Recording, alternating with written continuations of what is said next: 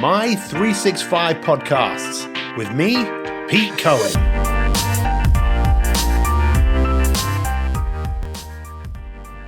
Hi and welcome to another My 365 podcast.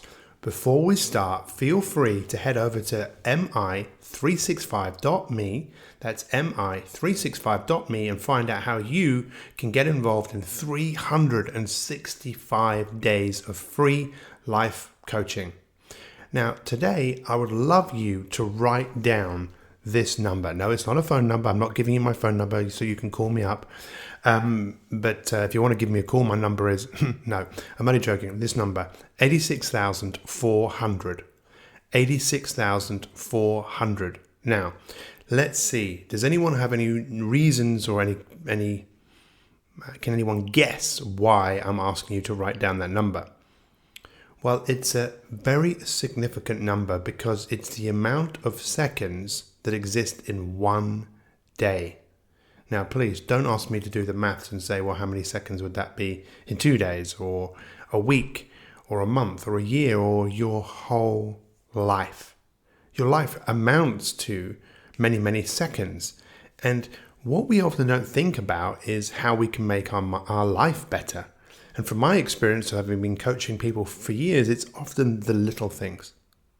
The little things which make the biggest difference. And what I want to talk to you about today is how you can change many, many, many seconds in your life by doing something so simple that if you did it, it would have ramifications far and beyond anything that you can already imagine. And maybe you already do what I'm going to ask you to do, but how about if you were going to do it better? This is the thing about human beings is we always have the opportunity to make things better. But for many people, they just settle for the way things are. And if you settle for the way things are, then in many cases, they don't just get better, they just are the same. You see, my background has taught me that the people who are striving to something, working towards something, who are focused on something that is important to them, that lights what Napoleon Hill talks about as a burning desire, a definiteness of purpose. And for me, one of the greatest tips I can give you if you want to improve the quality of your life is to be grateful. Now, what does that mean? Well, it's to appreciate what you see, what you hear, what you feel, what you smell, what you touch, what you taste. I think I just did one twice, and if not, I've invented a sense. Because we talk about the 5 senses, and some people even talk about a 6th sense. For me, the 6th sense comes when all your senses are working together, where you're immersed in the moment, where you're grateful for what you have. So if we're looking for the secret source of being happy, because let's face it, how many of you want to be happy? And how many people do you know who are happy? And how many people do you know who are incredibly unhappy? You see, I wrote something down here the other day, and it was written by a guy called Jim Rohn. And Jim Rohn is pretty well known in the field of personal and professional development. And this is something he said. He said, look, your level of success will rarely exceed your level of personal development because success is something you attract, by the person you become. So your level of success will rarely exceed your level of personal development because success is something you attract by the person you become. So who are you becoming? Who are you excited about being? You see, from when you ask people, and I maybe have mentioned this before, when you say to people, how are you? What that really means is, in its origin, is how are you with yourself? What is the experience like of being you? Now, in the world of psychology, psychotherapy, people are often studying the human condition, why we are the way that we are. And there is a term that has come out of this field called neuroplasticity. And what that means is it's all about how your brain grows and its capacity to get better, its capacity to learn more, the capacity for you to transcend anything that maybe you've experienced in your life. Because look, your life and my life, we would probably see some patterns. There's been some hardship. There's probably been some real difficult moments. And most of us have just done the best that we can with what we have. Unfortunately, many of us haven't been given those tools, those tips, those strategies, and the support to go about being a better version of yourself. Another mentor of mine, I'll never forget, many of you have heard me say this before, which is this: observe the masses and do the opposite. Observe the masses and do the opposite. Because if you could step inside people's heads, and if you were really looking at what they were doing with those 86,400 thoughts every day, seconds every day, which probably amounts to maybe between 12,000 and 60,000 thoughts, which a lot of people have, a lot of those thoughts aren't productive. There's a whole field of work called psychoimmunology, which is about how your immune system is affected by the thoughts that you have. What I'm asking you to do is to do an experiment where for those 86,400 seconds in the day, that maybe you spend 8 of those seconds or 80 seconds focusing on what you're grateful for. You see, what's the first thing you do when you wake up in the morning? What's the first thing you say to yourself? Come on, let's be honest here. Most people, oh no, I've got to get out of bed. Oh, just 10 more minutes. Put the snooze button on. You know, some people get up in the morning and go, oh, don't you know what? I just hate my life. I don't want to be here. But some people wake up in the morning and go, wow, I've got an opportunity here to make a difference. You see, it's all about choice. And one of the things that your brain does is your brain tries to protect you. Your brain thinks that the way you are is the way you want to be. It's the way you've designed yourself to be, and you have designed it. So look, picture this. Picture a keyboard.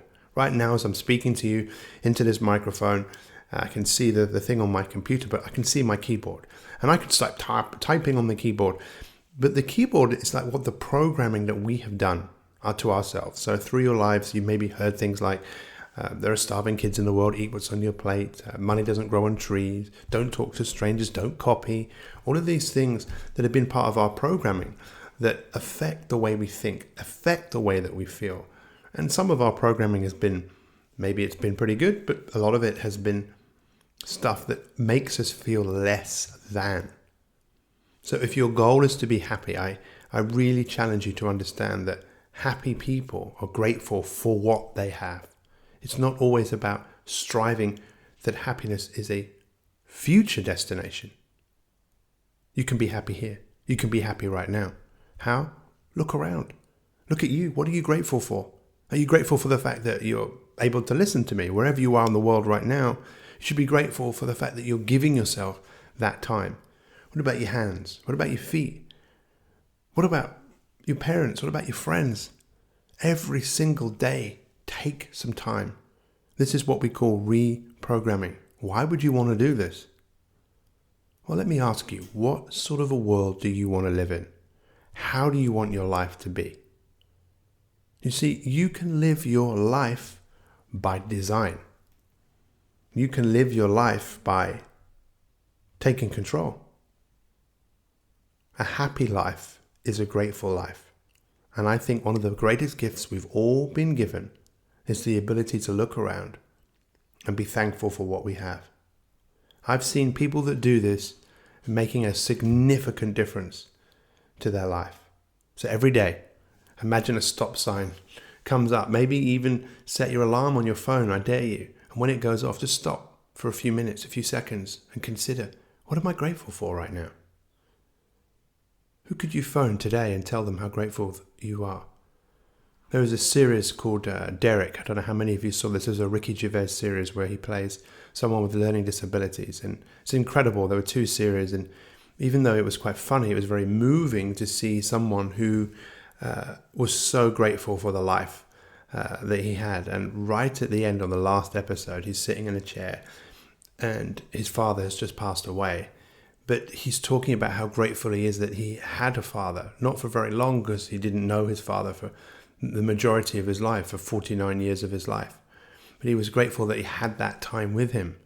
I remember when Michael Jordan, when his father was murdered, and I remember in an interview him saying, look, I'm grateful that I had my father for the amount of time that I had. As I get older, I'm definitely becoming more grateful. You know, when I look at the sunshine and I feel it on my face, or I see the smile from a child, I'm grateful for what I can see, but we have to take control of this. It's up to you. This is your life. This is your time. This is your moment. And if this feels odd to you, or feels like you just can't do it, it's a sign that you need to do it. My 365 now has been going for quite a period of time, and we have people all over the world who are working together to create the life that they want by design. And the best way to start that process, is take a few moments today, my friends. Look around. Let's make those 86,400 seconds that little bit better by becoming more aware of what we have and being grateful for it. I encourage you to write it down and reflect on it. I really appreciate you guys taking the time to listen. Please enjoy all of our other podcasts with our incredible guests. If you like them, please leave a review. You're more than welcome to come and join our Facebook group and be a part of an incredible group of people all over the world. Thank you so much, guys. Have an awesome day, and we'll see you soon. I hope you enjoyed this podcast, and if you want more free inspiration to optimize your life so you can achieve your goals in all the different areas of your life, then visit my365.me. That's mi365.me and sign up to 365 days of free coaching with me, Pete Cohen. Thanks for listening and have an awesome day.